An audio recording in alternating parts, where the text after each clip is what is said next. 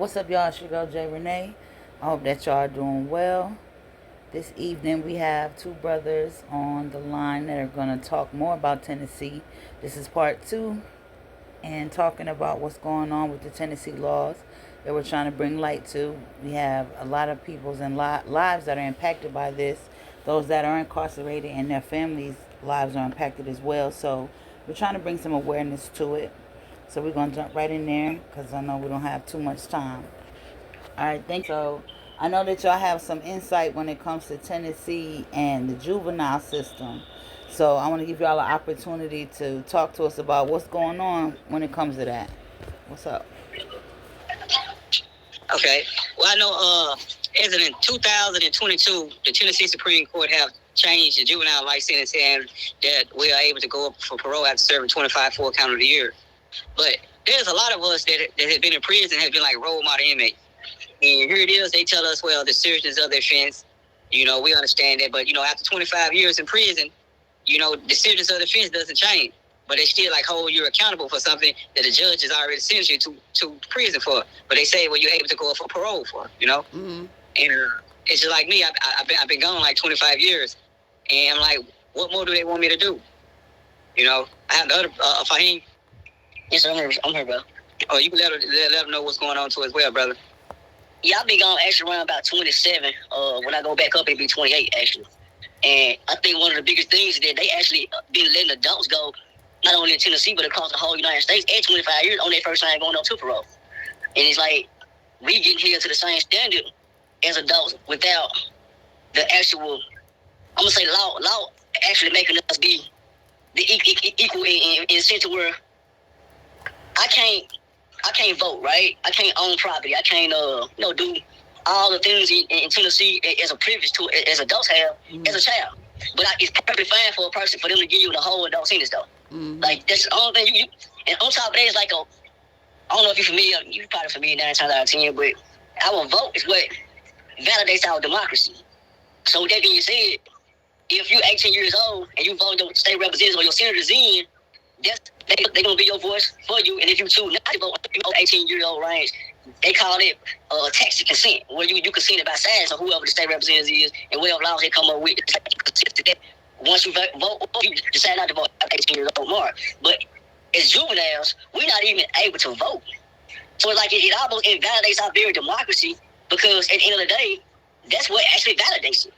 That's what say, okay, you know what? You voted, these people speaking up for you. So in the event that we didn't even have a chance to vote, period.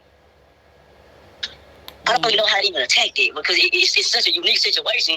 And, in today's time, so many crimes being committed by juveniles that they are just now starting to hone in on what type of time should we get in. So it's so unique and it's so special that I feel like we got a lot of wiggle room to kind of make these things more accommodating for our youth because we ain't going to be the last ones. It's more coming out of us.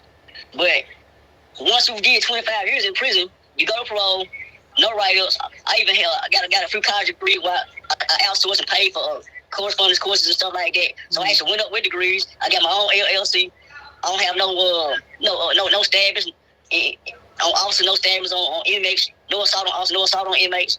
My whole time in prison.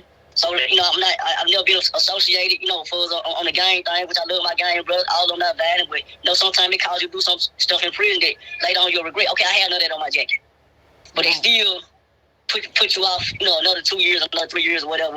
And why is that? And how do we attack that to where things can be more concise? Okay, once you get and you come parole, then you should be guaranteed to go home. Or if you're a juvenile, hey, we're going to give him 25 years for that. 25 years to flat date. You still have to go to parole, and then, okay, they decide on whether they want to let you go or not. When around almost the whole United States, outside of maybe 4 or 5 states, their adult life sentence is 25 years. Right. So they just now drawn ours back to 25 years. And, I don't want to seem ungrateful, of course. It beats 51. I don't want to sound ungrateful at all, but at the same time, it's like, okay, the adults pre-1995 was doing 25 and getting out. Pre-1925, the whole Tennessee. Right. So it's like, we're just looking for a little bit of a little more mercy, a little more consideration. Being that, we weren't children. And, laws, like I said, any law you catch or any charge you catch as a juvenile, as an adolescent, it's understood that your brain is underdeveloped. You can't, do all the good things you would like to do as an adolescent. But you perfectly, they can give you a full adult life sentence though. And I feel like that's the big paradox of Tennessee. And it's okay. Yeah, I mean, the fact that it went on this long, to even get the little mercy that we kind of sort of got now is the problem. Yeah. Let me ask one question too, bro.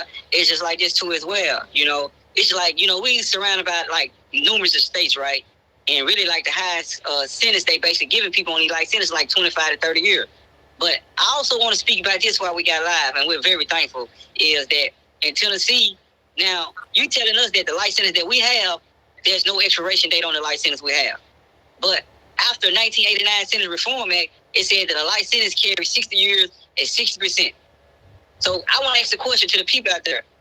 Why you tell me that I cannot flatten a life sentence at 60 years at 60%, but you can sentence me to 50 years at 30% I can flatten, or 50 years at 60% I can flatten, 70 years at 60% I can flatten. I even had a friend of mine that was incarcerated. He had 100 years at 30% and he flattened it.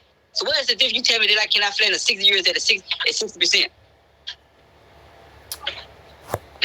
There's one thing about that that I want to say that we just really pushing forward. I just keep on with the conversation, and I'm just saying, one thing about it, Tennessee saying they have to determine a life sentence, but here it is, you saying that I cannot flatten this life sentence. I want to say, just make it make sense to me. If you saying this is what it is, then it is what's supposed to be.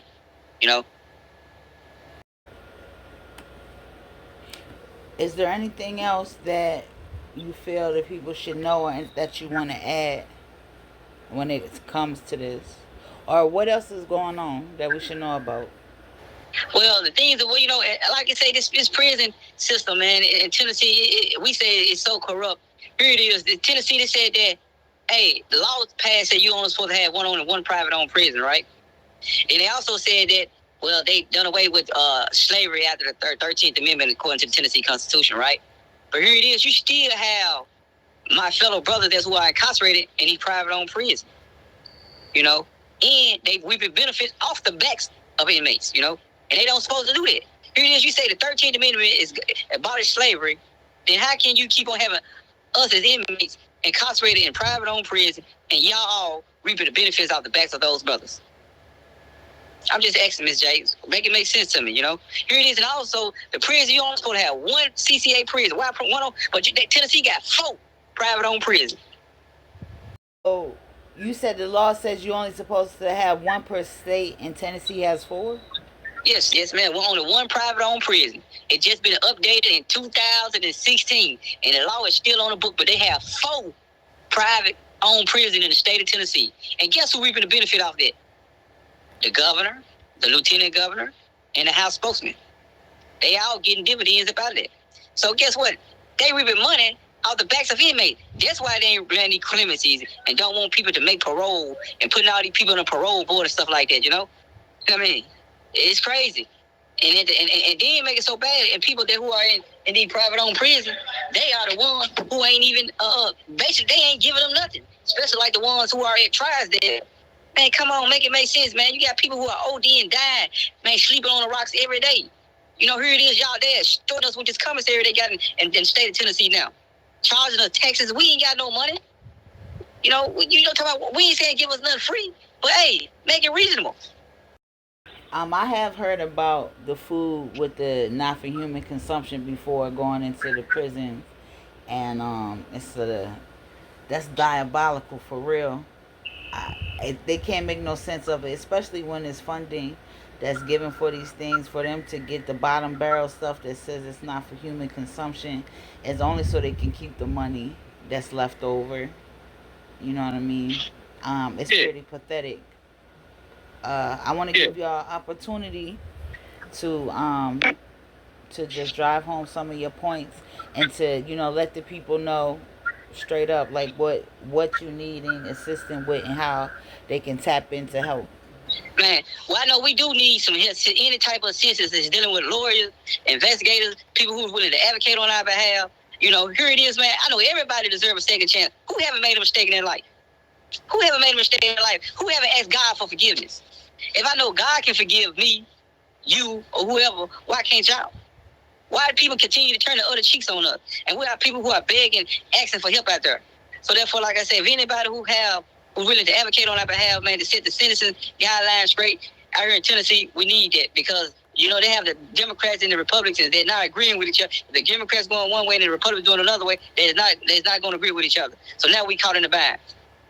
It was just a couple of years ago that the House Senate passed when they were going to make the life sentence good for everyone for 25 years for parole. But now the Senate, I think the Senate did that, and the House denied it. So excuse me on that.